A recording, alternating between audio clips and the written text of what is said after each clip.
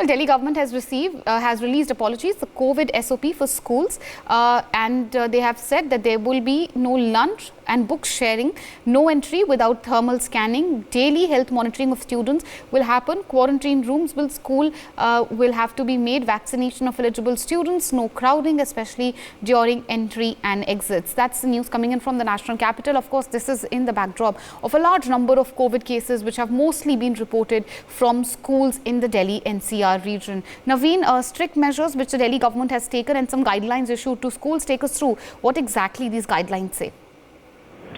जी देखिए, बिल्कुल बता दें कि राजधानी दिल्ली के जो स्कूल हैं उसमें लगातार बच्चों में कोरोना के मामले पाए जा रहे हैं, जिसके बाद दिल्ली के जो शिक्षा विभाग है उन्होंने एक विस्तृत एसओपी जारी की है, जिसमें बताया गया है कि स्कूल की जो एंट्री गेट है वहां पर स्टाफ डिप्लॉयड किए जाएंगे और वो इस बात की निगरानी करेंगे कि कोई भी बच्चे या स्टाफ जिसमें कोरोना का कोई भी संक्रमण है वो स्कूल के अंदर जा सके।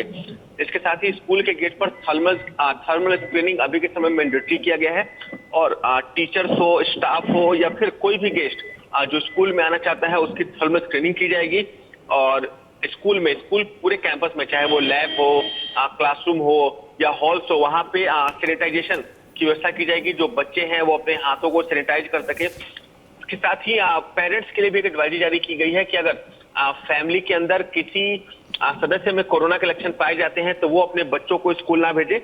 और इसके साथ ही टीचर्स को भी ये बताया गया है कि अगर वो जब सुबह अटेंडेंस लेते हैं तो वो बच्चों परिवार का हालचाल जाने, कोरोना के संबंध में चर्चा करें ताकि बच्चों को भी इस संबंध में जानकारी दी जा सके।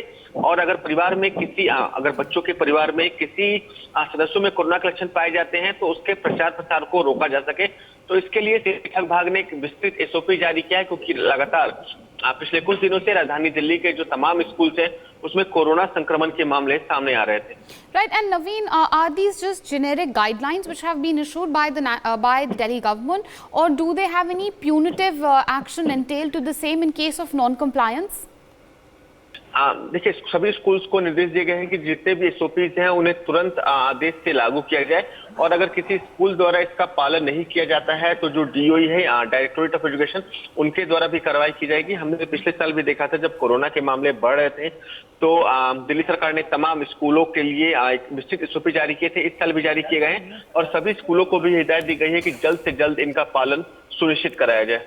All right, Naveen, thank you for joining us with all these details. And in the backdrop of the large number of COVID cases which have been reported from schools in the national capital in Delhi NCR, Delhi government has issued now guidelines for the schools.